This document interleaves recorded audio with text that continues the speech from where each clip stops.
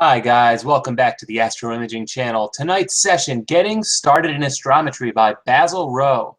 But before we get into that, first thing is, if you want to get in the conversation, the best thing you could do is go to our website, theastroimagingchannel.com. You'll see a little chat window on the bottom right, and that way you can ask your questions and get involved in the chat and have a better experience overall. We do not monitor the YouTube chat, so keep that in mind. Second thing I have, this week's image of the week, and I'm going to show it off. Really cool image by Diego Colanello, the Lagoon Nebula. And this is just a really, obviously a really good target, but a really well-done image. Really deep and 3D-like. Makes you want to jump right into that lagoon. But, and I know, I think Diego's in the chat room, so give him a shout out there. And Diego, if you ever do want to come on and chat about this or something else, let me know, and we'll figure out a time. But that said, I'm going to pull back my screen and basically hand it right over to Basil. And Basil, the floor is yours. Okay, thank you. Am I there? Can you hear me? You're here, yeah. All right. I'm going to screen share my entire screen. Get to my presentation. Can you see the presentation there? Go full screen. Looks with good that? so far. Yes, perfect. All right. Well, first I'd like to thank Adam very much for inviting me here to talk tonight. I've been watching the Astro Imaging channel for several months, and I think the contribution to astronomy that this is making is just fantastic. So, getting started in astrometry. To start off with, this is kind of where I hope we go tonight. Talk a little bit about the history, very briefly, modern methods. I find it helpful to talk about, to look at the history to kind of see where we came from, to greater appreciate where we are. Also, some of the different challenges from astrophotography. A little bit about the equipment and the software that you probably will need. Just a quick note about getting started. And then talk a fair amount about how to choose targets. When I first got into this, choosing targets to image was very overwhelming. So hopefully I can help with that. A little bit about the workflow. This is just how I do it, which probably isn't the best way, but it's how I do it, and it works pretty well for me. And finally, submitting some measurements, just kind of how that works. I've got a lot of stuff here, and I'm going to kind of go through it quickly. As I was putting this together, I realized that my hope is tonight to inspire some of you to explore this. It is, I think, an exciting, an interesting field, and there's probably way too much to try and communicate on how to perhaps get started with this. So I put together some screencasts, and I put them on YouTube, and I've shared them. And at the end of this, there's a link to get to that. And basically, a lot of those are dealing with choosing targets and the workflow and stuff like that. Some of the details where I have some more time to actually go through some demonstration of that. So I'm going to go through some of that here, but hopefully this is just to kind of give you an idea and to hopefully inspire you. So to get started, why astrometry? Well, and I'm talking here about just astrometry of comets and asteroids. You know, the positional astronomy is perhaps the oldest form of astronomy. Astronomers love to make measurements and take positions of things. But for comets and asteroids, there's a real need for follow-up observations of the new objects. A lot of these new objects that are discovered by these robotic surveys just get lost. And going back over the last 3 months from the listing in the Minor Planet Center, I counted about 60 a month that are just lost. They don't get enough follow-up observations, and they're gone. Another help is to help the radar astronomers, those interesting images that the folks at Arecibo and you do me. Oh, gee, what's the other one out there?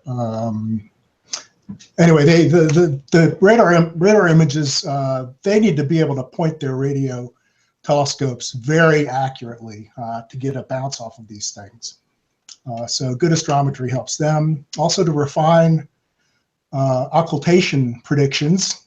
This is where an asteroid passes in front of a star, and you get an idea of the true size of one of these things. And just kind of, I think there are different challenges and frustrations and rewards when you get into astrometry from just taking pictures. You spend a lot of time doing, you can spend a lot of time doing astrometry, and you can certainly spend a lot of time in astrophotography. And I guess finally, you can tell people that you're helping protect the Earth, or I guess plan its demise. That's always an interesting thing to bring up when you're at a social event and somebody asks you, what do you do? So a brief history. Before the days of film and photography, positional astronomy was done with mostly micrometers. And that's the thing you see here attached to the end of a telescope. This particular telescope is a favorite of mine. It's given me many hours of enjoyment at the Cincinnati Observatory, although I've never looked through it with the micrometer tailpiece on there. And an aside here, just total digression for a second. The Minor Planet Center, which is the international clearinghouse for measurements of asteroids and comets and the calculation of their orbits, was at the Cincinnati Observatory when Dr. Paul Herget was the director from in World War II until he retired in '78. And I'm sure his legacy, me hanging around there, he was gone. I never met him, but his legacy is all over that place. And I'm sure that has helped inspire me to kind of pursue this field a little bit. So traditionally, you're talking about glass plates, typically 8 by 10 or so, and glass plates don't deform like film. Now, glass plates are pretty unwieldy, they're expensive, they're hard to get, and we're talking, you know, back in the day, before the days of CCD cameras, and really something that amateurs didn't deal with.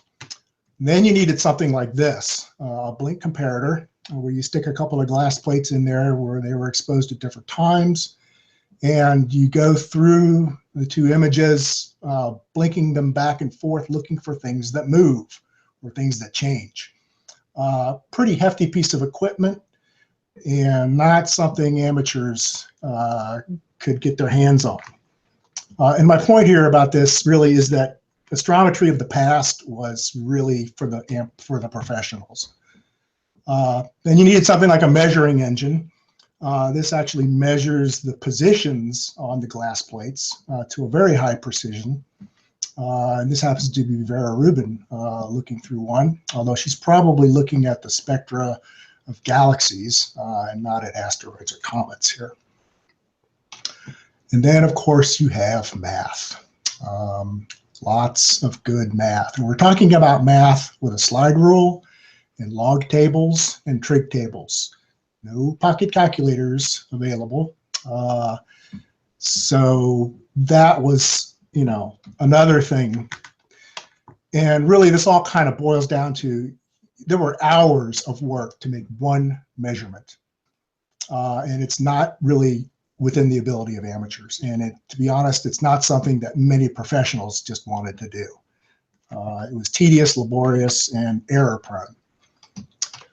Today, the modern methods, CCD has replaced the glass plates. And the software today does the image blinking, the measuring, does all the math, and it can do the detection automatically sometimes, especially the big robotic telescopes. They find so many things on their on their images that they have to have some type of automated process to weed through all these things. Another big difference today is the reference star catalogs. They are much better, much more inclusive. The UCAC4 and the Gaia catalogs are pretty much the standard now, and they are tremendous improvement over what was available. So it boils down to you have minutes to seconds to make just one measurement. Much easier, certainly within the amateur's ability. Some of the different challenges that I see, of course, the big one I think is you've got moving targets, sometimes 2 degrees an hour or more when these objects come close to the Earth. That can be a real challenge.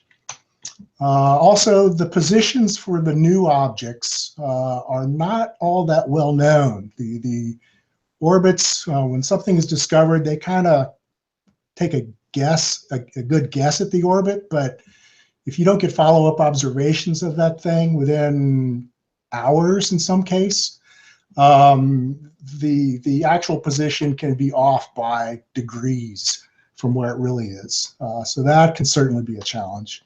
And then these things vary in brightness. The asteroids, they rotate around and they're oddball shapes. So the brightness varies quite a bit. So sometimes it's brighter and fainter. Comets, of course, when you're doing those, comets pretty much do what they want. They can certainly be brighter or fainter than predicted. And I think, there's a very dynamic, it's a very dynamic area. The target lists, they change daily, really. And new objects can be announced hours before an imaging run, sometimes during. I know when I'm out taking images, I'm constantly checking the website where the new ones are announced. And sure enough, several times, one has been announced right in the middle of something when I'm doing something, and I have to kind of switch gears, on the fly. And of course, just to complicate things a little bit, sometimes new objects are really artificial satellites. Those get in the mix a little bit. Sometimes the big professional observatories make a mistake and they announce, a new object and it's really a satellite. It doesn't happen very often, but it does. So that just complicates things a little bit.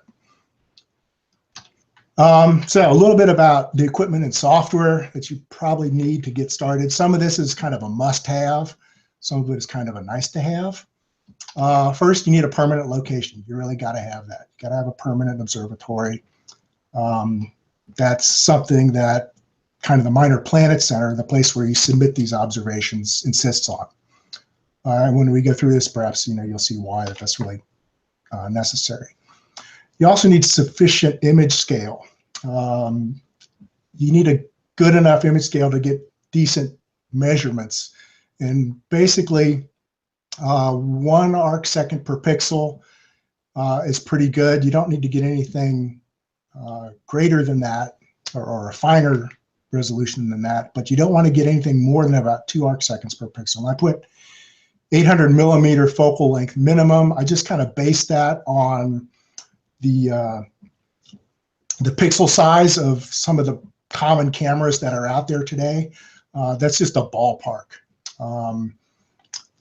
Back in the day, you needed much longer focal length to be able to measure the positions on the glass plates to a sufficient accuracy. But today, 800 millimeter or more is probably sufficient. You also need a relatively decent field of view. This has also changed greatly as the star catalogs get better. You really don't need, and this is my recommendation,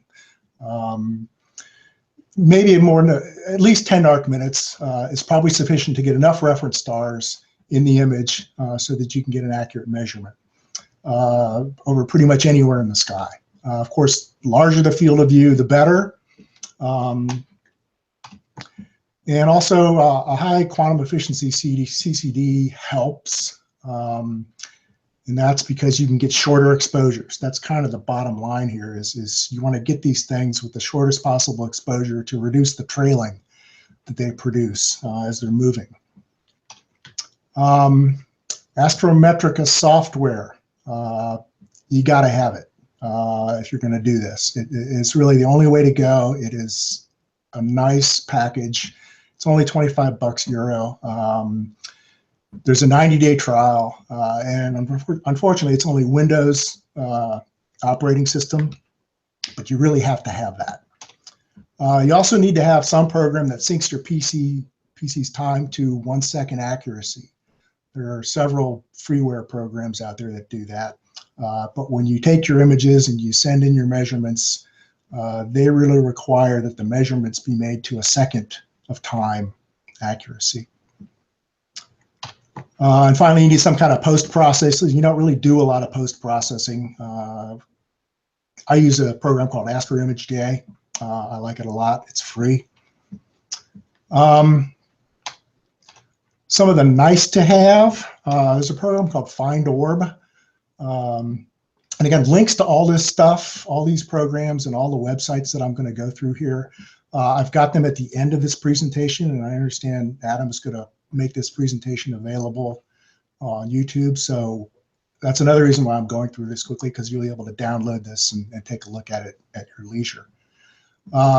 This program lets you check your measurements before you submit them. Another helpful one that I've used is a program called Aladdin. I find it very useful for overlaying my images over survey images to kind of see what I'm getting in my images. Can also plot asteroids and comets. And then the program I use is a program called Cartocel. I imagine probably a lot of you use that. I like it quite a bit. I've gotten very comfortable with it. It controls the telescope. I use it to calculate the positions of these objects, and it's free. And there's another program that works with that, written by the same author. It's called CCDCL. It's in beta, but I use it for my camera control. It does plate solving. It integrates with Cartocel, and it's free, and it works pretty well. And again, I've got some demos in my screencast that actually show you how I go through this and how I use them. So my setup, well, I've got a C14 Edge with a 0.7 reducer on it, and my camera has got a Sony sensor at 3x3 binning. I get about almost exactly 1 arc second per pixel. And my field of view is about 15 by 12 arc minutes. No filters, I use it unfiltered. And I can get to about 20th magnitude on a good night in quote unquote ideal conditions, because I am located 9 miles from downtown Cincinnati. So I've got a fair amount of light pollution I've got to deal with. This is just a picture of my setup. I actually just built this observatory last fall after being interested in astronomy for 45 years. I finally got around to building this thing in my backyard, buying a new telescope, buying the camera. You can see my little C8 in the background there. It's just a 10 by 10 shed roll-off roof. I know you guys like looking at gear, so here's my gear. Okay, getting started. I guess before I get going in here, Adam, we got any questions popping up? You've answered the questions as they come. Of course, people were asking what scope mount are you using, and you just answered it. So keep doing what you're doing. Great.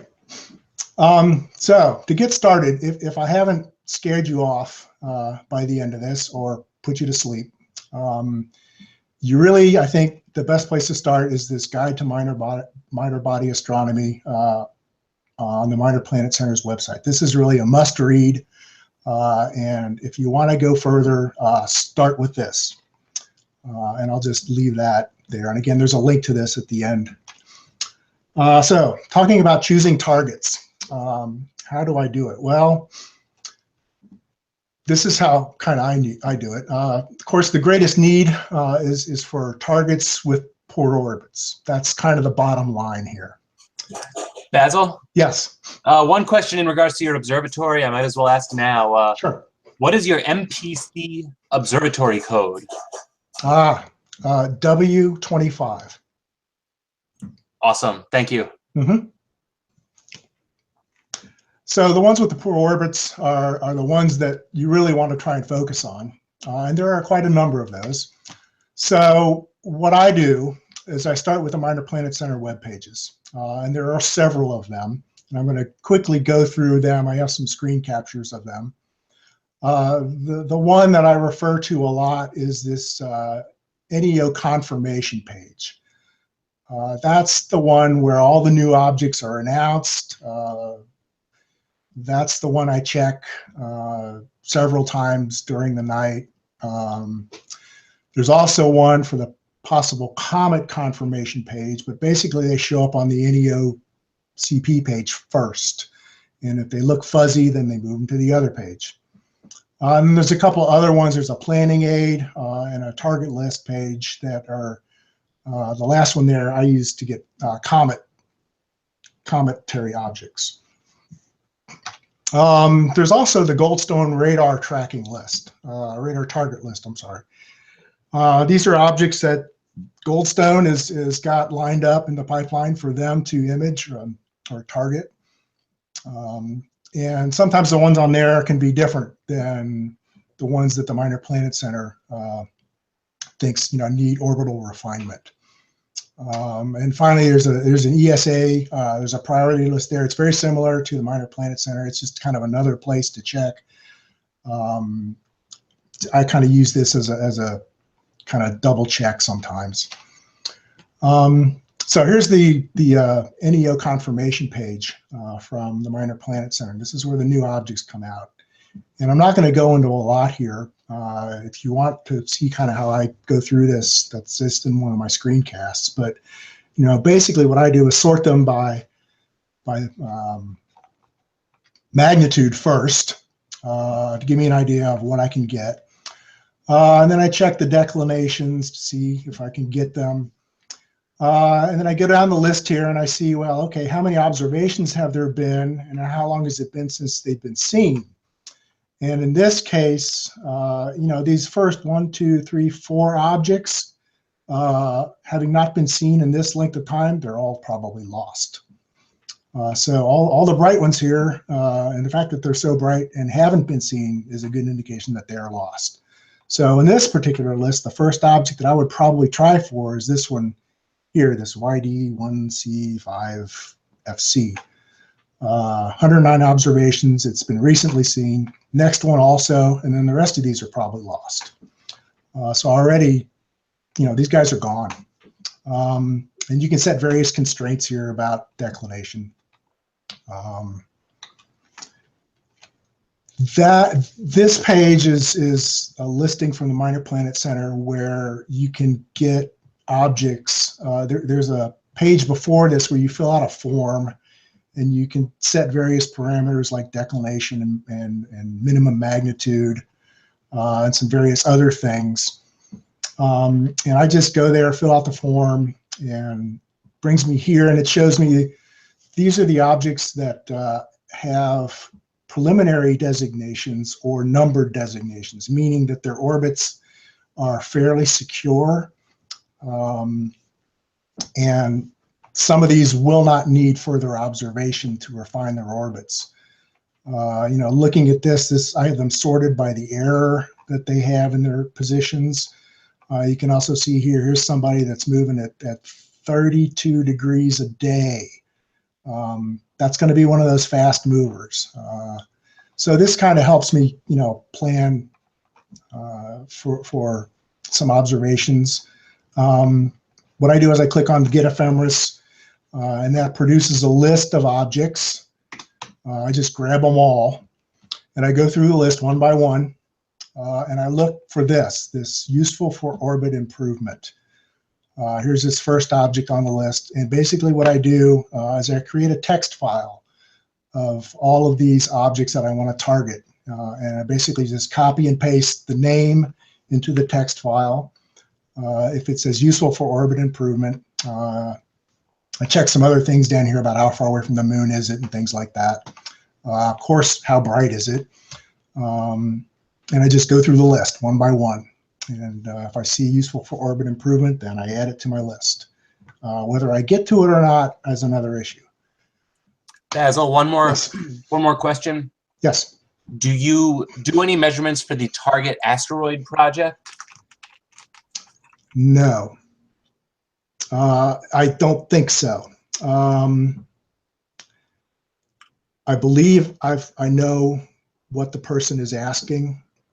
I've seen that, and that is another kind of, I guess, avenue to go if you want to, get a list of objects to target. I think they might be interested in sending spacecraft to those more so than refining their orbits. I think that's what that was. For the flyby study of Bennu. Yes. I was commenting on. So that sounds right. Yes. Yep. No, I've not gotten involved with that. I don't think they're really planning any future missions to asteroids. So I don't know how active that is these days. Mm-hmm. Okay.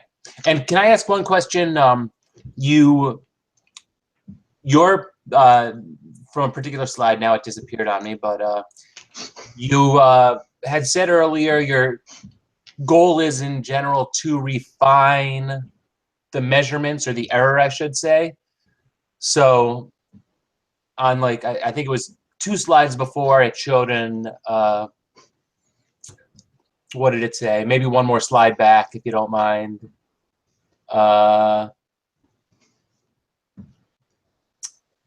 Where did I see it? No, it must have been, I thought I saw something that said error or positioning error, and your goal is really to refine that positioning error, right? Yes, I mean that's the goal for the Minor Planet Center is to pin down these orbits better, and in this case to reduce this error that you see here yes. in this column. That's kind of the goal here for the Minor Planet Center is to better keep track of these things. Okay, that's my question. Thank you. Sure. This is a grab from the Goldstone asteroid schedule, and the column here that we would be interested in is the one that says need astrometry ? And you can go down here and you see here's a comet that they're looking for astrometry on, and they go pretty far out into the future here. I think they even go into 2018. Of course, this list changes as near Earth objects get discovered. But this can be another source to help get objects for your target. And finally, there's a Yahoo Group that is a good one to subscribe to, MPML. A lot of professionals hang out in there. Sometimes I hear about new things there before anywhere else, or things that kind of fly under the radar, no pun intended. So that's a good one to subscribe to. Okay, that's pretty much it for choosing targets. Again, I got a lot more, I go through those websites in more detail on some of the screencasts. On to the workflow. Well, the first thing you want to obviously do is locate this target. And in order to do that, you need some type of ephemeris for this target, or today it's going to be a planetarium program with some type of computer control. I said I use Cart2CL. The Sky does this. Stellarium does this. There are others that do this. Because I use Cart2CL, I'm going to talk about that one a little bit. The important thing to remember is whatever one you're using, you need to make sure you have topocentric positions set wherever that gets set. You have to correct for parallax. As if these things come close to the Earth, you're positioned to be off by a degree or more if you're not correcting for parallax. That is super important. Now a little bit, I guess, of a commercial for CartToCL, although I don't get anything from this in CCDCL. But one of the things I really like about this program, it does a lot of stuff, but for what we're talking about, you can download the Comet and Ennio orbits directly from the Minor Planet Center, and it's easy to import the Ennio CP orbits. Those are the new objects. Getting those orbits into CartToCL is a little, you have to go through a little bit of a process, which I talk about it in one of the screencasts, but it's pretty easy to do. I don't know if, and some of you, if someone out there knows the Sky, which I think is also an excellent program, and I know does a good job, and I know a lot of people use it to target asteroids and comets. But I don't know the Sky, and I don't know if the Sky can grab the Ennio CP orbits, or if there's an easy way to get those in there. So if someone out there is the Sky guru and has done this, I would love to hear about that. You can also plot something called uncertainty maps in CartToCL, which we're not going to talk about. It controls ASCOM and Indy equipment. There's a Linux, Windows, and Raspberry Pi version. It has good integration with the imaging program written by the same author. CCDCL does plate solving, and you can create scripts and run scripts. And of course, perhaps one of the best things is they're free. So here's kind of, remember I said I create a text file first. Well, here's a sample text file that I've copy and pasted all these targets for tonight, or for the night of the 19th of March. And this is what I'm going to bring into CartToCL. And when I load it into CartToCL, it gets, you get something like this on its observing list page. And I'm not going to go through a lot of this stuff, but I think you get the idea of what's going on here. You know, I've got it sorted to show me only objects that are above 30 degrees altitude. So I just kind of go down the list here and start imaging. And what I found very helpful is over here in this description column, I record a couple of things. I record first the number of subs, or the number of exposures I've taken, and the time for those. So this would be 10 exposures at 10 seconds, 30 exposures at 10 seconds. Here's 20 exposures at 2 seconds. This one must have been moving really quickly. And then I put a little X down here to indicate that I've completed one set of observations. When I talk a little bit later about submitting these, the Minor Planet Center insists that you have at least 2 observations per night per object. So the little ones with the little 2 X's already, assuming I got them. Here's one where I did 4 sets of observations. Here's a couple where I've only got 1 set, and I need to come back and do these. So, you know, as I get going through these and it gets late at night, I cannot remember how many subs and how long, and is this my first set or my second or third? So I find recording this type of information someplace is really almost essential.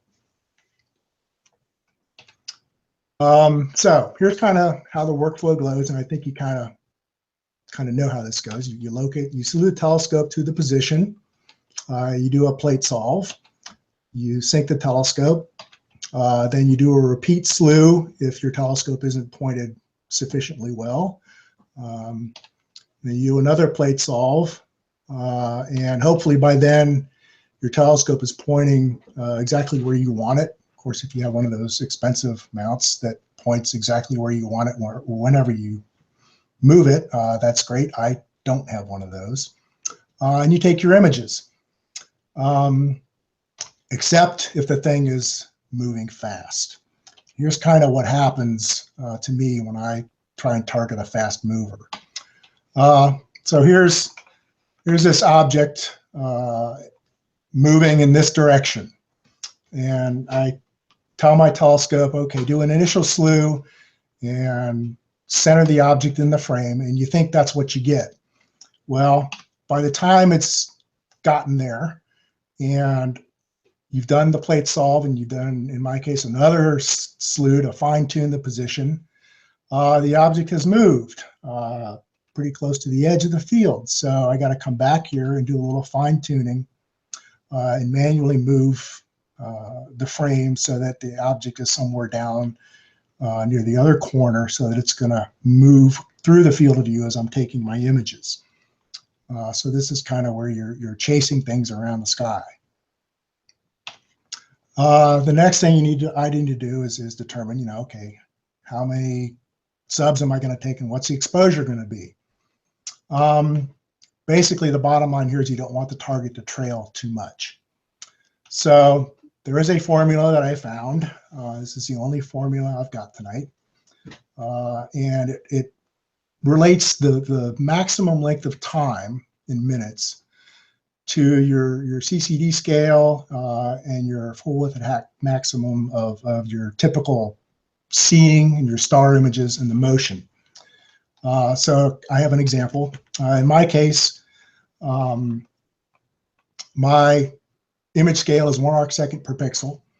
My good seeing is around 3 arc seconds. So that's FWHM, that's 3. And let's say the object is moving at 21 arc seconds per minute, which is pretty good. You run through the numbers, my exposure time would be 0.14 minutes or 8 seconds. Anything longer than that, and the star or the asteroid is going to trail noticeably, and it could be problematic for the measurement. So in this case, I would probably do 5-second exposures. Okay, so how faint is this thing, and how many exposures do I need to get it? How many 5-second exposures? Again, keeping in mind shortest exposure possible. Well, I need to adjust the number of subs to reach the desired magnitude. And you need just to do some experimentation here. I know that there are formulas to calculate exposure time. And I started looking into that and just kind of threw up my hands. What I did, here's some typical examples for my setup. The shortest ones maybe 2 seconds, longest ones maybe 30 seconds. Typically I do 10 seconds, 15 to 20 subs. And then I wanted to get a little bit better handle on just how long I need to go, so I did this. And this is kind of an empirical attack on that question of how long do I need to expose. And basically what I did is I went through some of my recent measurements, plotted the magnitude of the object, which is down here, and the time it took in seconds over here, and this is logarithmic over here. And I did this in Excel, and I said, well, let's try and fit a line through it. And I got an okay correlation. Here's this wacky formula. And I'm guessing some of this, these were measurements that were taken over many weeks, some lower in the sky. So you're talking about different air masses. Sometimes the moon was up. I wasn't really too concerned about that. I just wanted to see if I could do this. And I came up with this table over here. Here's a magnitude. Here's roughly the length of time I need to go in order to get to that magnitude. And again, this just gets me in a ballpark. I have to take in consideration, what's the condition like tonight, and is the moon up and things like that. But this may be helpful to do something like this for yourself. You do need to kind of have an idea of how long of an exposure do you need to get to whatever magnitude you're trying to get to. So, yes. Does Cart2CL do the plate solve, sync, repoint, etc. automatically? Cart2CL does not do that. Okay. It's CCDCL, the imaging package. Okay. From Patrick. That's the one that does that. And it does it with Astrometry.net. And you need to have a local install of Astrometry.net. So you need to download that. I downloaded all the index files. which took a while and took up some disk space, but I find it works the best. And you need to get Astrometry.net running locally, which can be a little bit of a task, but it's not too difficult if you go through all the directions and just play with it for a while. Okay, and I might have missed this, but you're not doing that after each frame? Is the program? How does the program have it track on the asteroid as opposed to just moving an RA? I am not tracking on the asteroid's motion. Okay. So you just let it drift through the frame. That's the whole idea behind taking the shortest exposure so that the thing doesn't trail. Okay. I don't have one of those mounts that tracks on asteroids. You can probably use that. I don't know how Astrometrica would respond to trailed star images when it tries to find matches and does its plate solving in Astrometrica, which we're going to talk about here. Okay. Does that help? That helps, yes. So I talked about you need to submit 2 observations per night. Yes. At least. So you need to kind of figure out what's the wait time between your first set and your second set. You want the object to clearly move to make sure that you have identified this. So you need to know the hourly motion, and you need to figure out the movement of a few pixels. Now, when I say you need to do this, you don't really need to do that.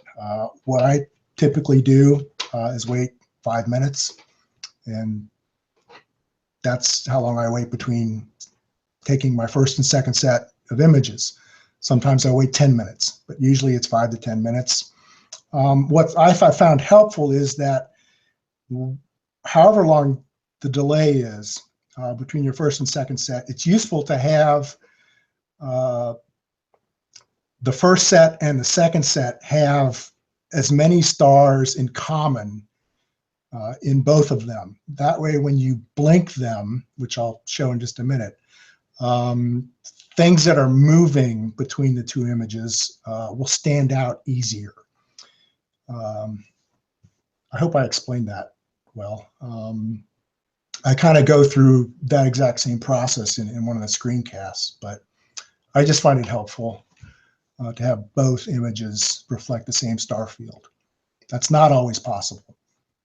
So typically I said 5 to 10 minutes between image sets. That works well. Just a couple notes while I'm doing the imaging. They can be pretty much unguided because you're talking 5, 10, 20, 30-second exposures. Most I ever do are 30 seconds. Sometimes I'll go a little longer, but rarely. And you need to keep track of this first and follow-up observation status. Those were the little X's that I showed you in that list. You really need to keep track of where you are in the process. And for the new objects, the NEOCP objects, the ones that have just been discovered, you really need to process those quickly. And if you get them, you need to submit those observations like that night, because that will help other observatories keep track of this object. So, astronomers over in Europe, they get positions and then they, shut down for the evening, and observatories over here in the East Coast start up, and then observatories in the West, and observatories out in Hawaii, and then around the globe, really. So keeping track of these new objects is kind of a global effort, ideally. For post-processing, you just do a standard calibration, bias, dark, and flat. That's it. Don't do anything else. Occasionally, I found it helpful to remove outliers. It can help see some of the faint stuff better, but really simple post-processing. So I want to talk a little bit about Astrometrica, the software that you got to have to do the measurements. Basically, you do a track and stack if you need to, unless you can get your object in one image. Usually everything I do is track and stack. And then you blink the images and you look for the moving dot or the moving fuzz spot. And there's some neat things that Astrometrica can do. One of them is that it will plot all the known objects in whatever particular field of view that you're looking at. And it will draw a little box for all the things that are there, and that can be a huge help in identifying things. So just a couple notes on Astrometrica. Here is the screen where you load in all your images, and you can see here's my list of images, and you can go through these one at a time, and you can see a small section of them over here. And if any of these stars don't look good, maybe a gust of wind or something move your scope, you can remove them from the stack. So that's a nice feature. After you've loaded them in, you need to tell Astrometrica how do you want to stack these things. You need to tell it the motion of the asteroid at that particular date and time. Astrometrica makes that real easy. What you do is you click on the little button here and you type in the target.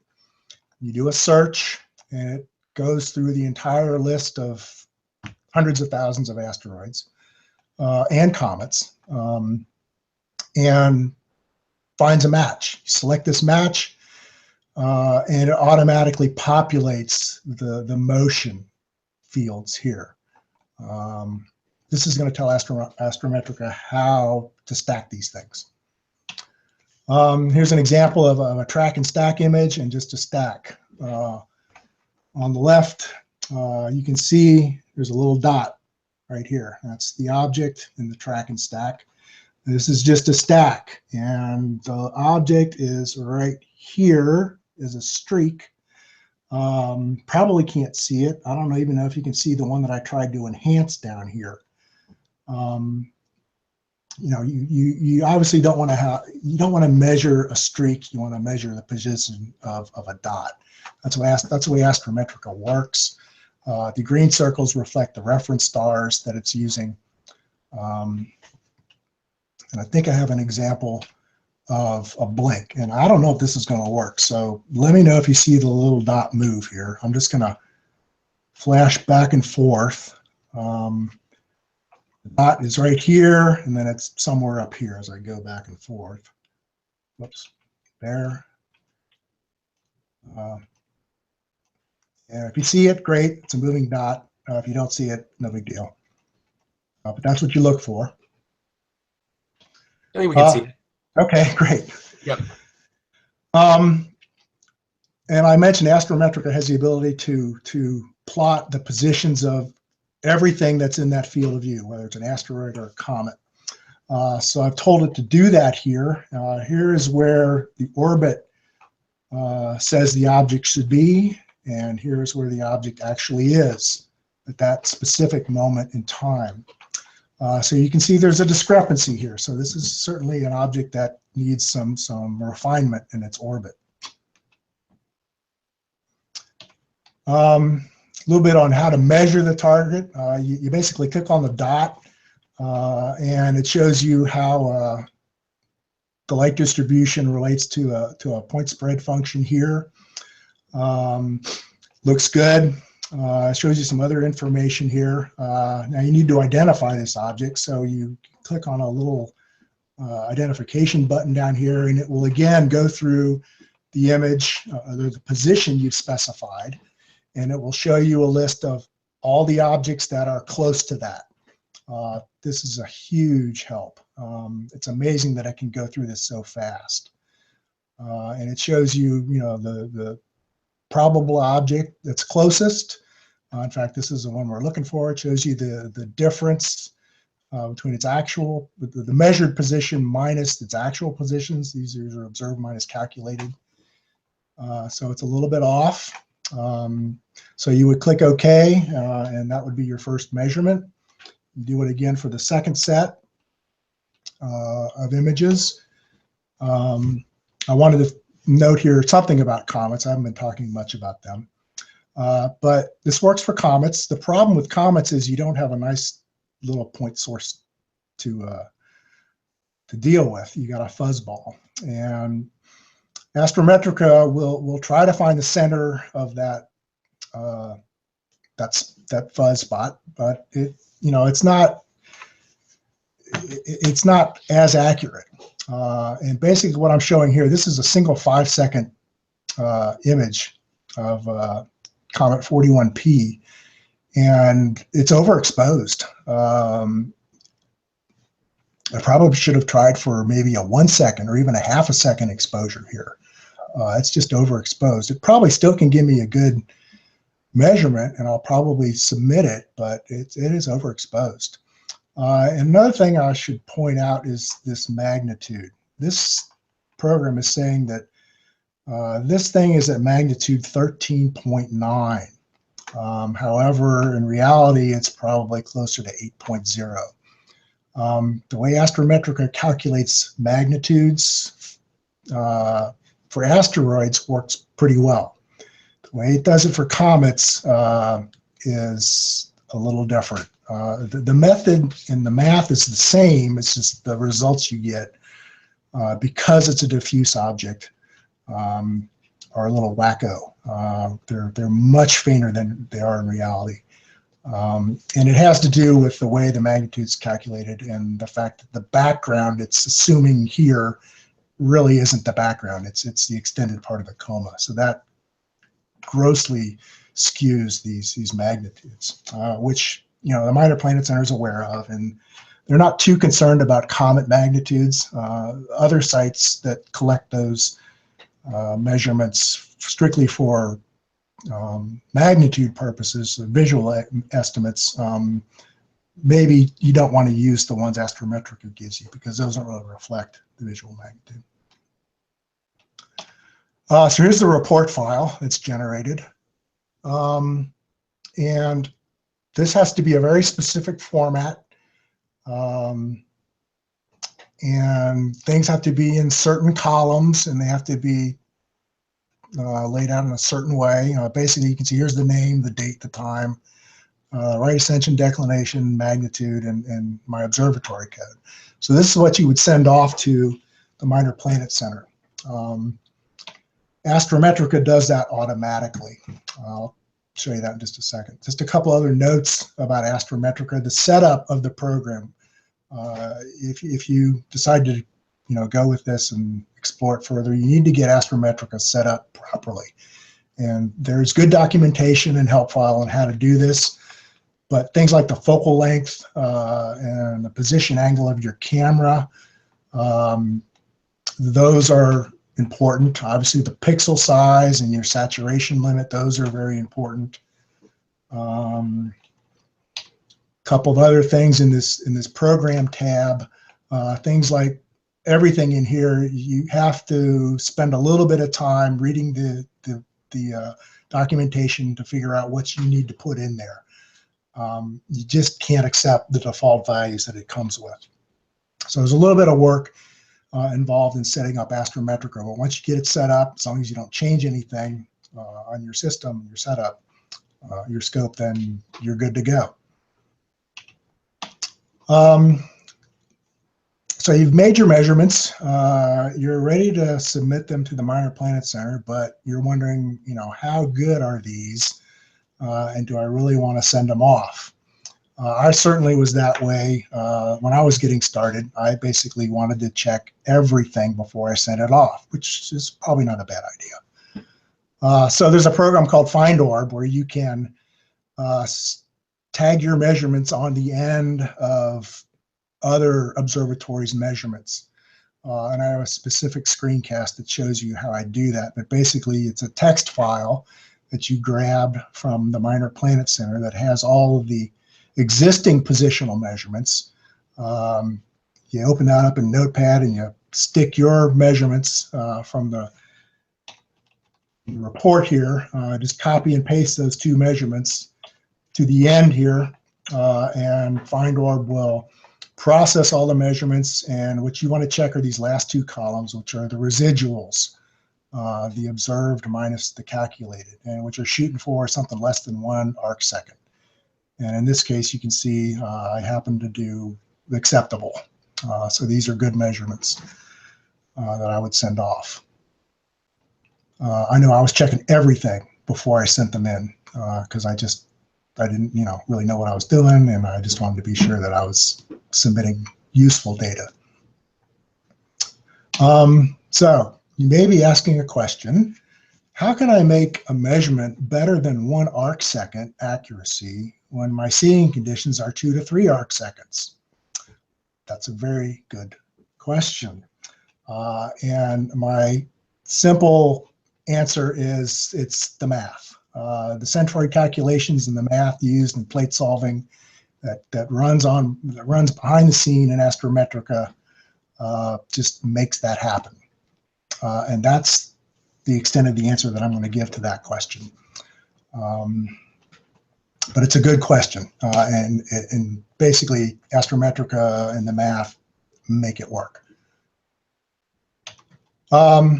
So finally here, submitting measurements. That file the Astrometrica creates, there's a feature built into it. Basically, you set up a SMTP email server that you can use, and you just send those out. That way you can copy and paste those measurements into an email and send them off. Just make sure you use plain text. You don't want HTML.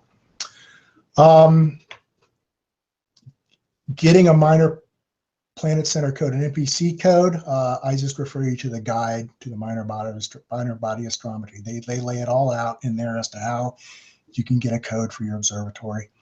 And finally, your measurements will appear in publication in the Minor Planet Circulars. Those come out around every full moon. They are quite voluminous,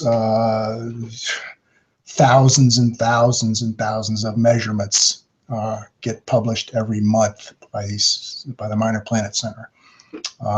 It is quite a Herculean task that they go through. So my final thoughts. If you want to go further with this, I suggest the next step, just read that Guide to Minor Body Astrometry. I know I've said that several times. Don't get discouraged. You will miss targets. I've missed many, either too faint or outside my field of view. The position was off. It just is the nature of the beast. I suggest not starting with the new objects, the NEOCP objects.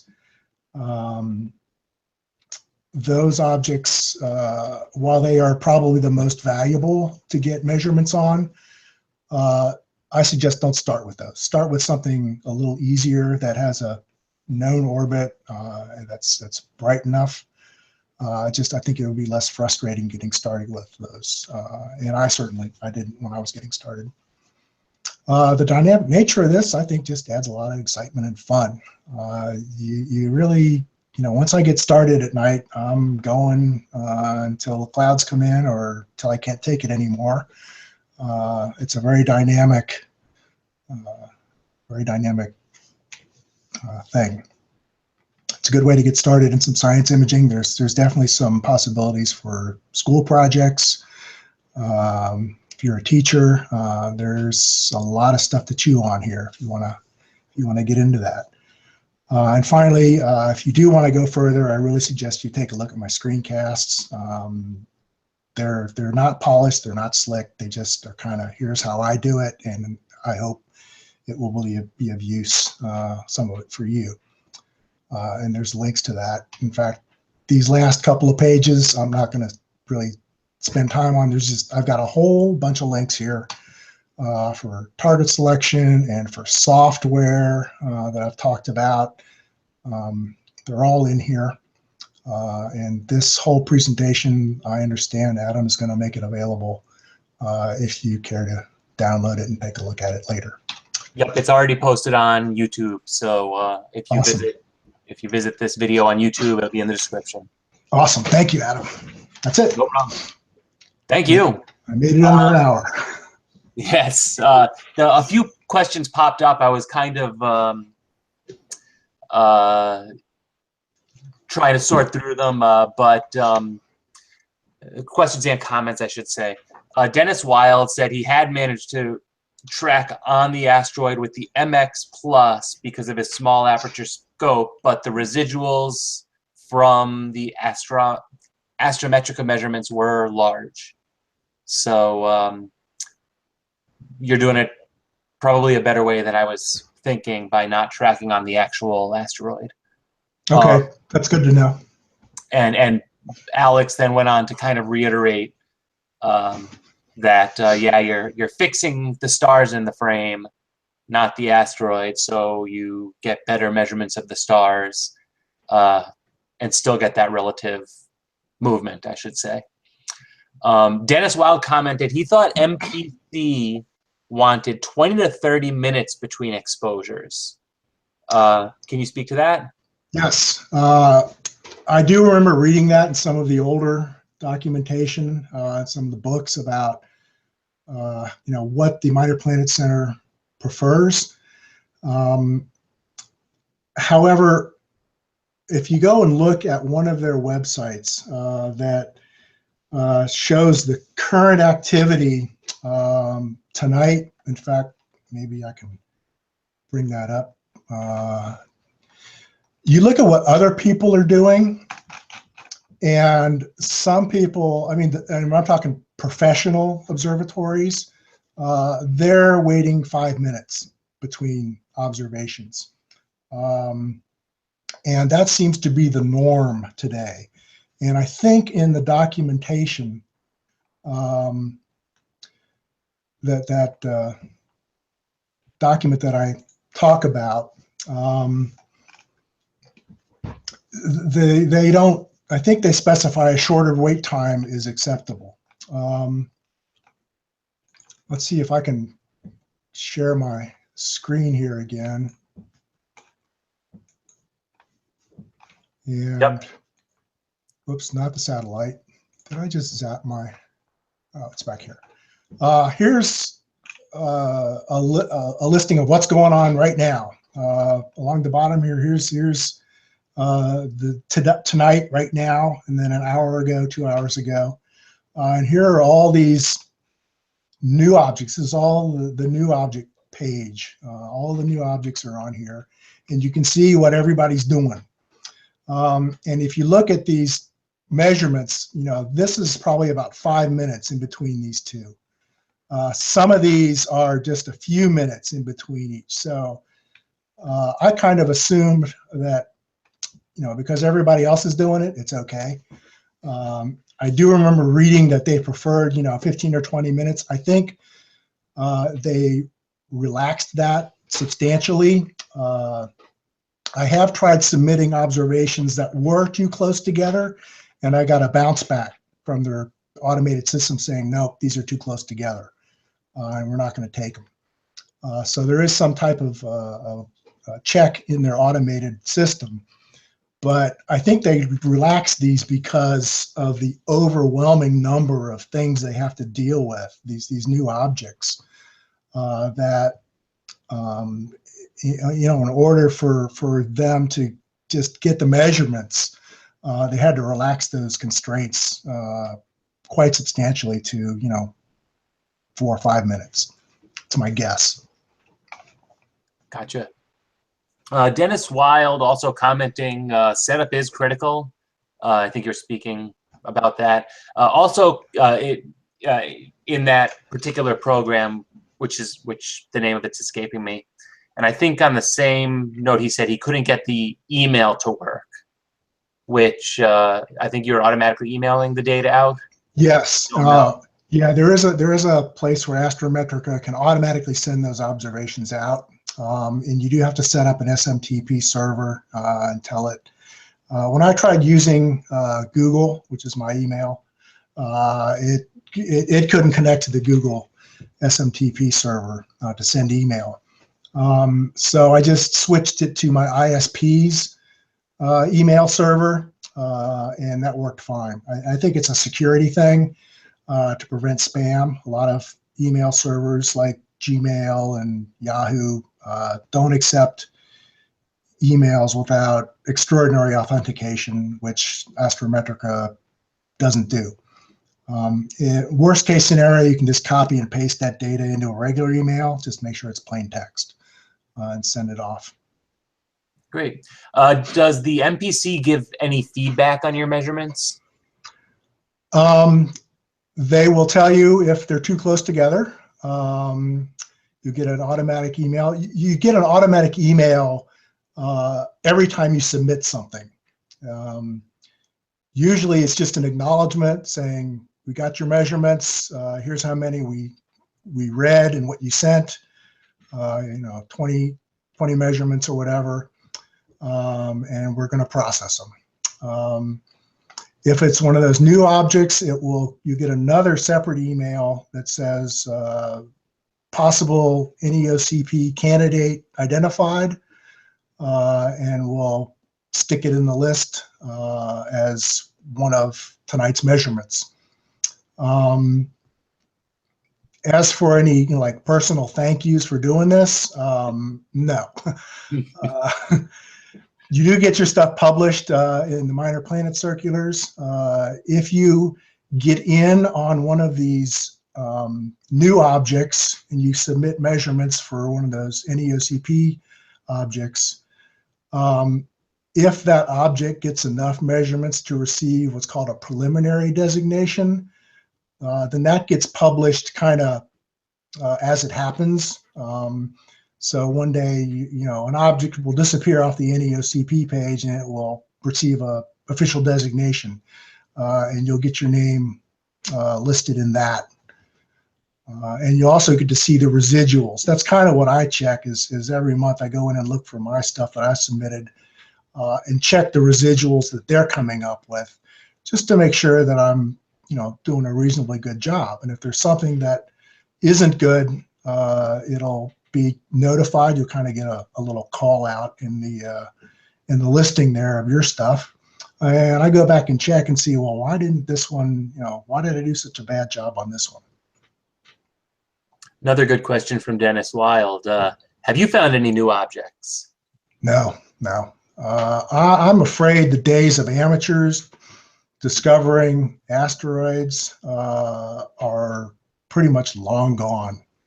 Those robotic surveys that exist are just catching them left and right. And when something like the LSST goes online, you can forget it. Amateurs are just, I think there was an article in Sky and Scope or something recently about the days of amateurs discovering comets are pretty much gone. And it's because of these automated surveys that just pick them up before anything else. Yep. But that doesn't negate the need for follow-up. They're finding so many of these things that they leave pretty much all the follow-up work to amateurs and smaller observatories. So there's a huge need for follow-up work. Steve Sagarian's got a good question. And now I know you mentioned earlier that MPC requires a permanent observatory, but his question is, can any of this be done offline and then do your observations at a dark site without internet connection? I think is the way I'd phrase it. So like do the prep work and the targeting and whatnot offline, and then at a dark site do it. Yeah, Dennis Wild saying you need accurate time, but that you might be able to manage that. Yeah. accurate to 1 second. I don't. Yeah, yeah. You know, the thing is that the Minor Planet Center, when you submit your observations, those are topocentric positions specific to my observatory, my backyard. And the Minor Planet Center, I believe, just first converts those to geocentric positions and then uses those for the orbital calculations. So that's kind of, I think, one of the reasons why they insist on a permanent location. They need to know the latitude and the longitude and the altitude of where these measurements are coming from. I think there is a way to include that in the header file. If you don't have an MPC code, you know, there's a whole process of how to submit these before you get your MPC code. And you need to include that info in the header that you send off. And again, that's all laid out in that document getting started. But as for seriously doing this from anything but a permanent location, I think it's going to be more problematic than anything else. Gotcha. Yeah, I mean, I can think of some ways to overcome it.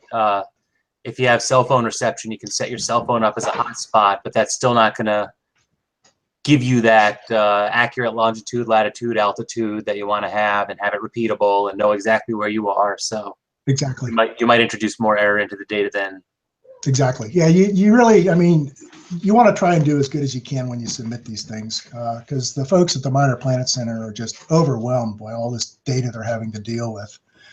And if you got one person that's kind of, you know, submitting flaky data, it's just something that they don't really have the time to deal with. It really, you know, they are just overwhelmed as much as you can imagine there. But they do want, you know, they do really need people to do follow-up. It's just, you got to be careful. Right.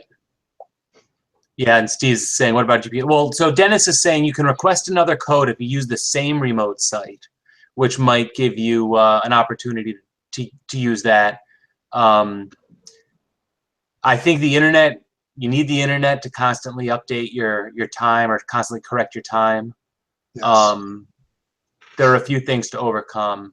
So you want to be certain you're getting good data with everything adequately stamped.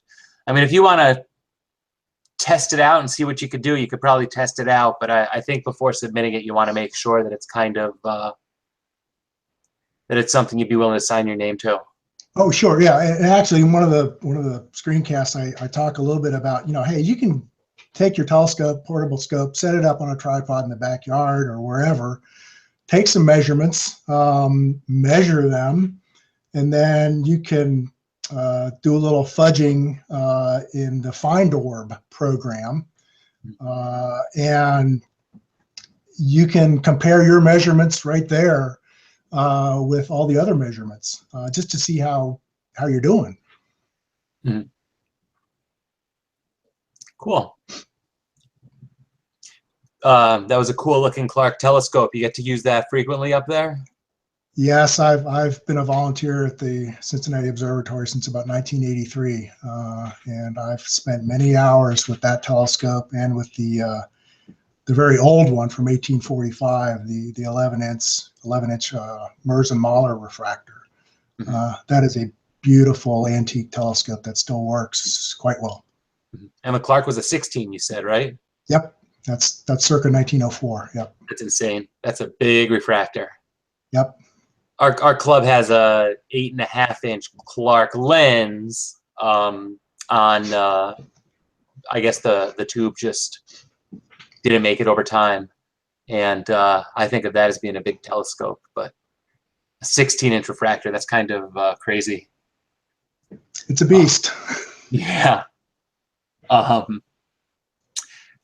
did I just see here? Anyone going to NEAC? I know Alex is going to NEAC. I'll be at NEAC.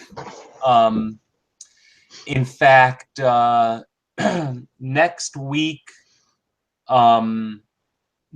session, I'm hoping to do kind of a recap of NEAC, so I could try and get quickly out what some of the interesting things that I saw at NEAF were, and then in one of the follow-up presentations, we're going to go in more depth and hopefully have some other stuff to present. Wow, Dennis Wild's club has access to a 23-inch Clark. That's crazy. Nice. Yeah, there's some nice heavy glass out there. But I don't know, Jerry. We'll see how many TAIC people are at NEAF. I'm hoping to be wearing my shirt, so if you see me, chase me down, pat me on the shoulder, and say hi, and we'll chat about astronomy for a while. Oh, Sister to the Lowell. That's cool. Yeah, I guess we're all over the place. We're all over the country, so there's some nice scopes out there.